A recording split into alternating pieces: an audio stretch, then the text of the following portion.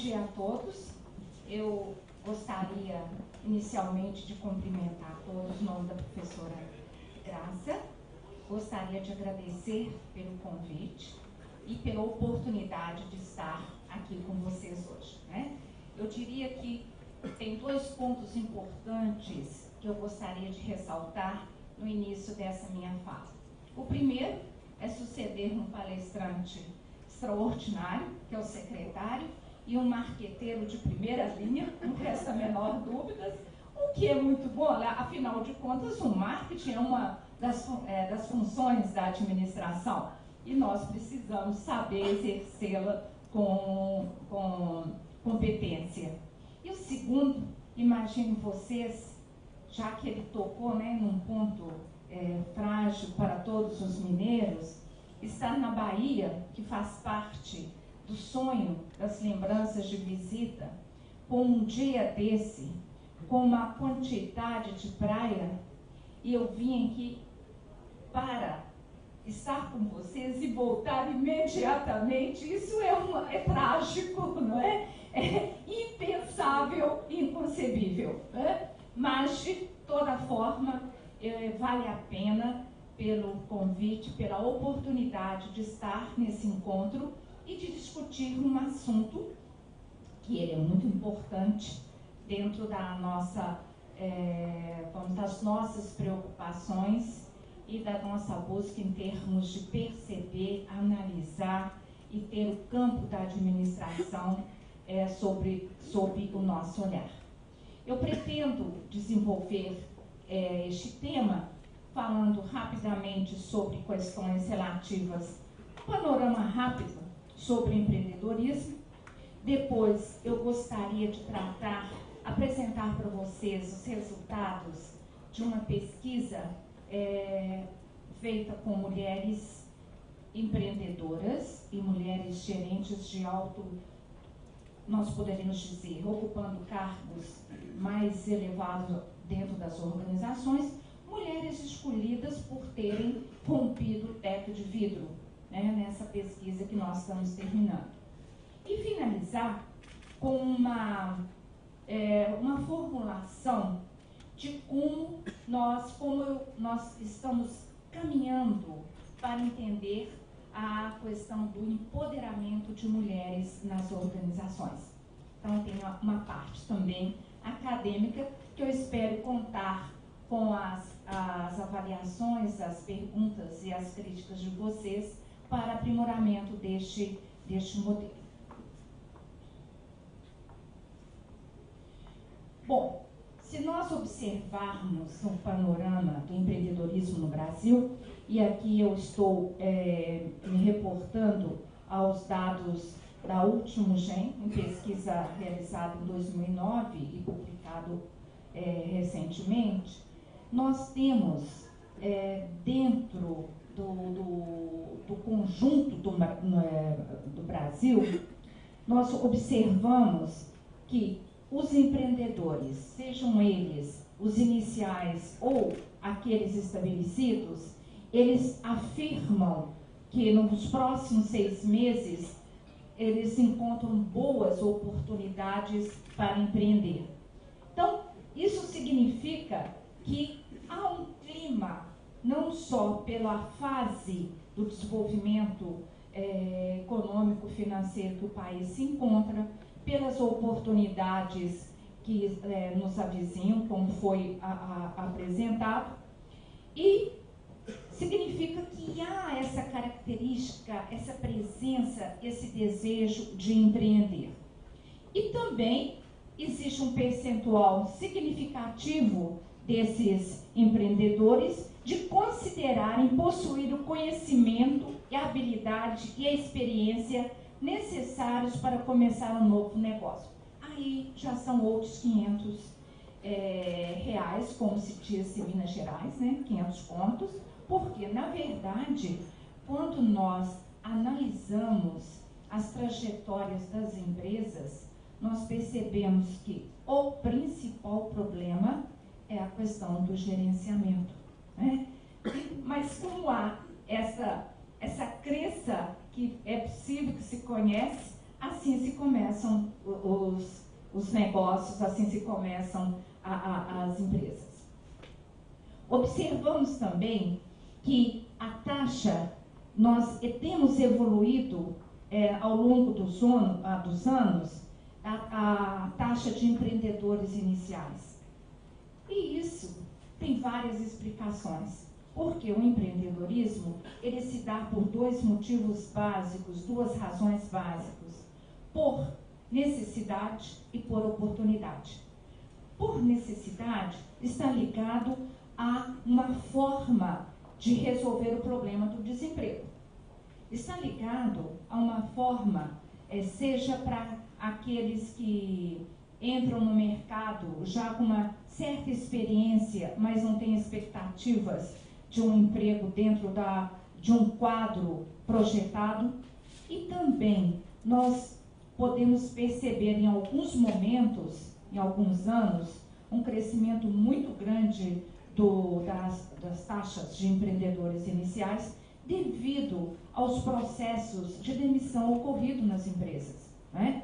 Quando nós passamos no final da década de 90, quando nós começamos com o processo de reestruturação produtiva, onde houve uma racionalização muito grande dos postos de trabalho, uma redução dos níveis hierárquicos e uma diminuição significativa nas grandes empresas principalmente, nós observamos que muitas empresas, inclusive, passaram a incentivar o empreendedorismo em termos de fornecer serviços para a própria empresa.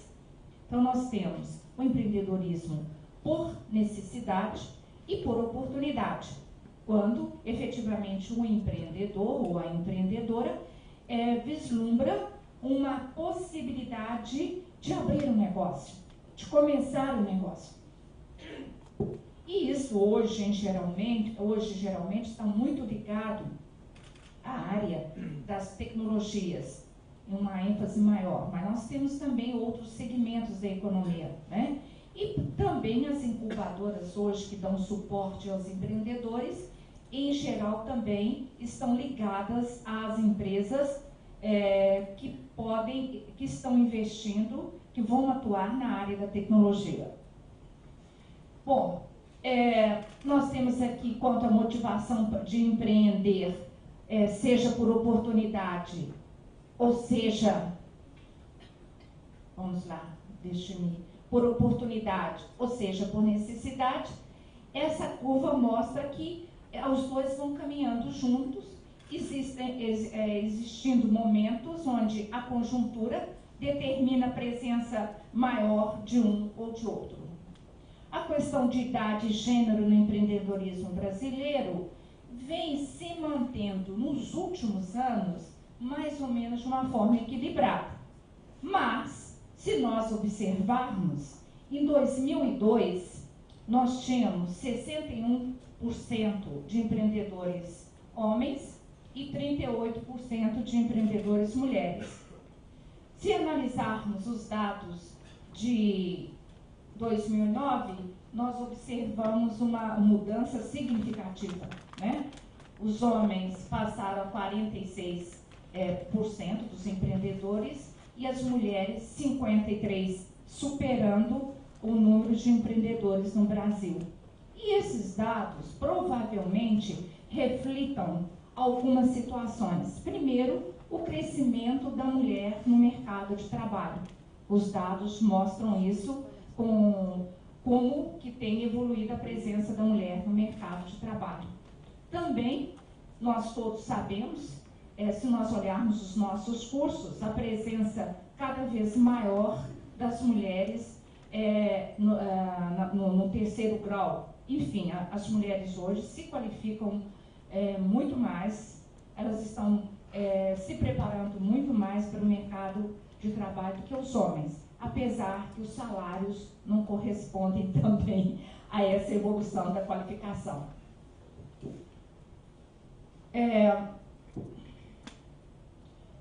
Muito bem.